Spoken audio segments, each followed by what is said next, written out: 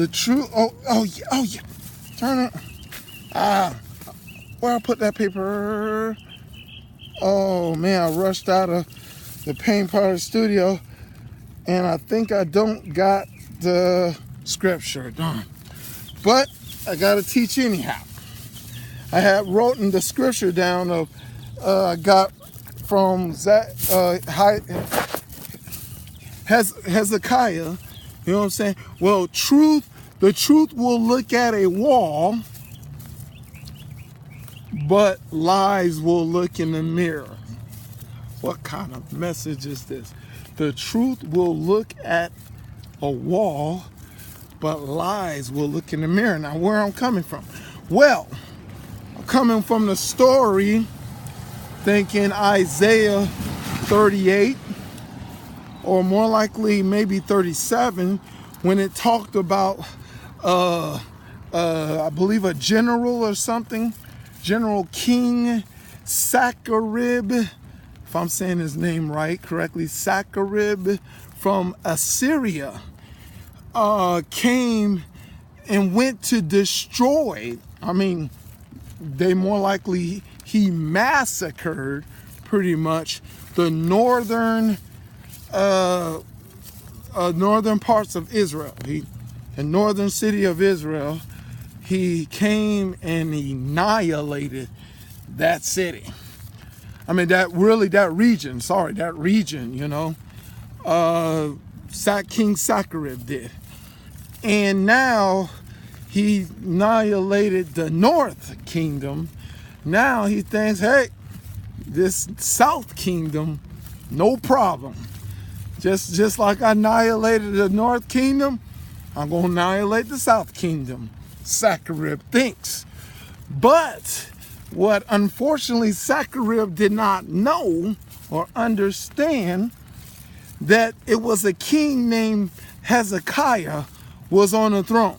Now, King Hezekiah was as what it says, he was a man that was right. He looked at right in the eyesight of the Lord. That the Lord saw him as right because of his performance concerning as a king. And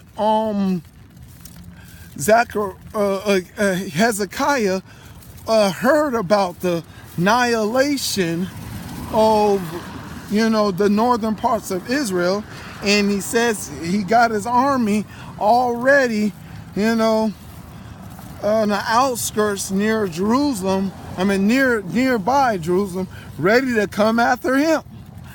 And King Hezekiah did this maneuver here that is contrary to most kings. Of course, most kings of this earth, this maneuver King Hezekiah did. He did in Isaiah 38. He faced himself to a wall. He faced himself to a wall, and he prayed to the Lord. And he that I was supposed to read to you, but it says that King Hezekiah prayed to the Lord for help. King Hezekiah prayed to the Lord for help. Now watch this. King, as normal kings will do, normal kings will look at themselves in the mirror and says, King such and such, what are you going to do about this situation? How are you going to handle this situation? The northern kingdoms of Israel has been destroyed. What are you going to do about this situation? That's what, and then people will look in the mirror, because guess what they're going to believe? They're going to believe that, well, I has to do something about my kingdom.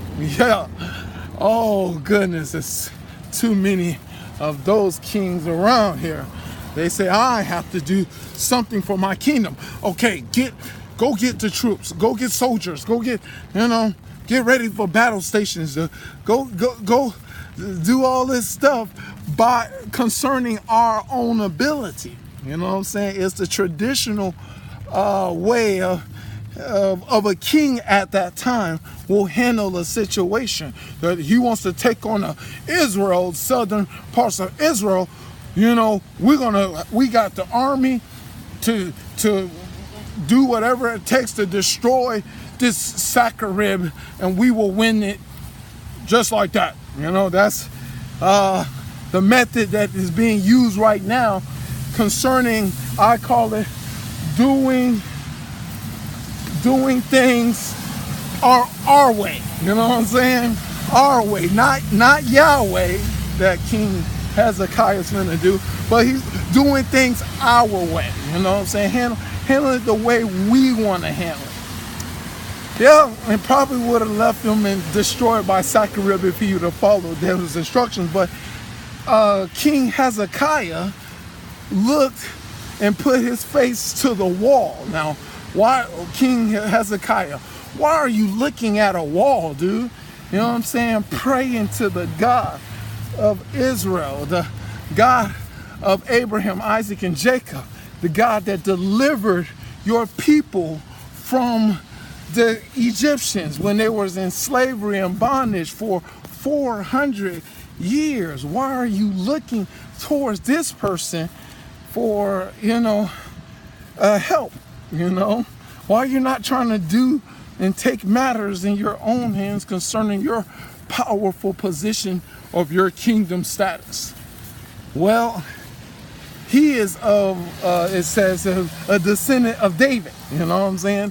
A descendant of David that was about concerning the relationship with God, having a relationship with God concerning following his commandments, is as it says in the prayer that King Hezekiah says in the 38, Isaiah 38. He was a man that walked in the truth. Ha ha ha. Yes, he walked in the truth, and he had a perfect heart. He was a man that walked in the truth and had a perfect heart. They'll say, well, Mac, how did you know that King Hezekiah walked in the truth and had a perfect heart? Well, he's looking at the wall. That's why I know. He's looking at the wall. But the question is, what does the wall mean? Why would a person that walk in the truth, you know what I'm saying, and have a perfect heart will do in praying to a wall? Well, and looking at a wall. Well, the thing is, I'll just let Jesus Christ answer that question, How I'm going to let Jesus Christ handle this question here? Well, first of all, Jesus Christ, John 14:6, he's the way, the truth, and the life. I mean, he's not only the truth, but he's walking in truth. The truth, walking in truth. There you go.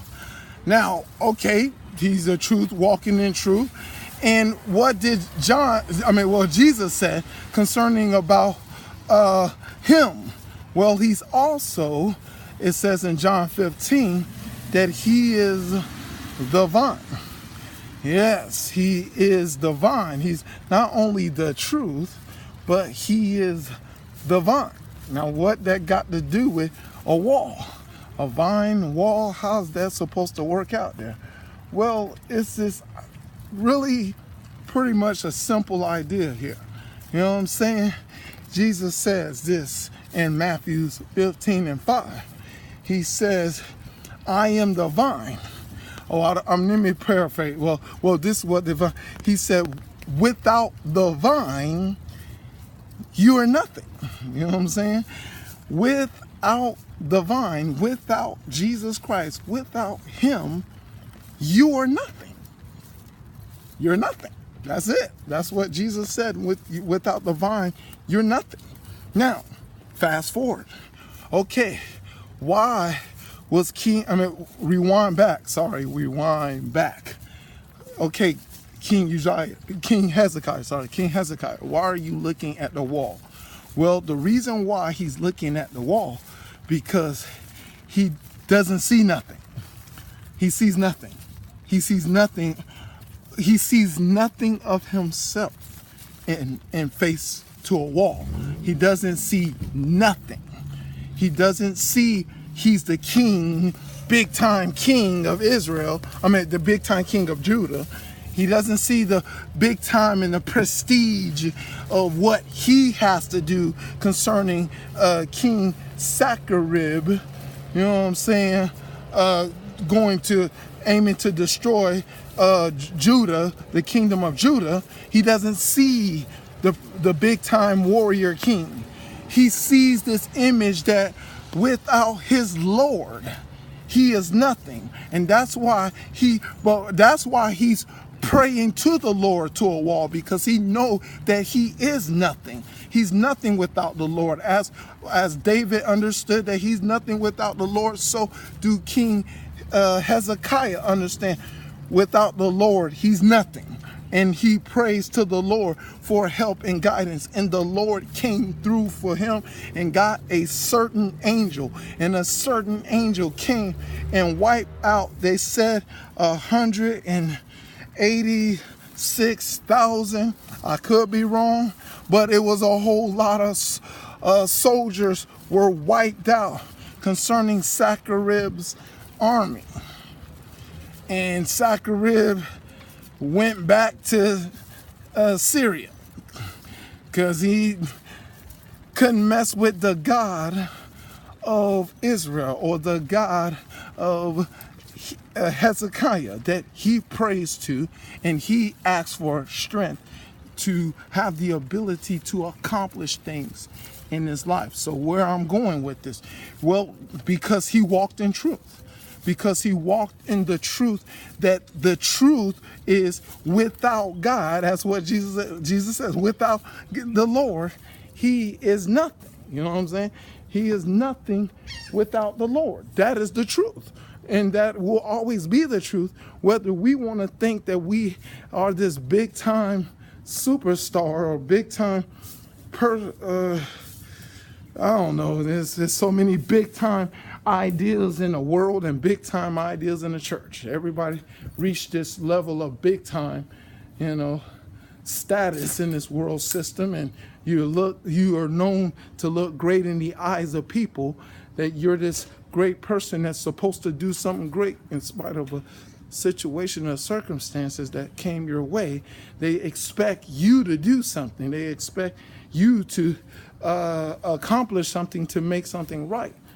But if you don't understand what King Hezekiah did and what he was all about, looking at that wall and realizing he's nothing, and it's only nothing he can do, but only what God can do, Yahweh can do, and you will find yourself accomplishing things in life. But if you think it's all about you, that this world system is all about doing concerning television and radio and internet and your environment, trying to influence people that they are something, they're this and they're all that, they can do this and they can do that, we got this great ability to do this and we can do that, and we can solve all the problems in this world by our fleshly ability.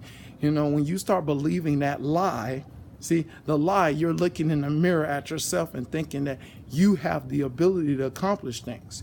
But the vine says that's not true, because he says in John 15:5, without the vine, you're nothing. And you're nothing without Jesus Christ. And only through Jesus Christ we can solve. He is the answer for the world today. Above him, there's no other. He is the way.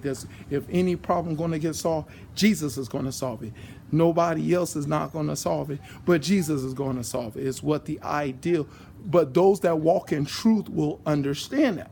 But those that walk in a lie will not understand it, and they will try to handle things and take matters in their own hands and foolishly do stupid stuff and fail at accomplishing and achieving of whatever problem that comes their way, and find themselves in a terrible position, worse than a terrible position that they already was, trying to do things yourself. All right, that's the message. Don't walk in the truth to see a wall and see that you're nothing. But if you're going to walk in front of that mirror and think that you can accomplish things with your own ability, you're fooling yourself. And that's the message. God be the glory. No further than ever. In Jesus' name, amen.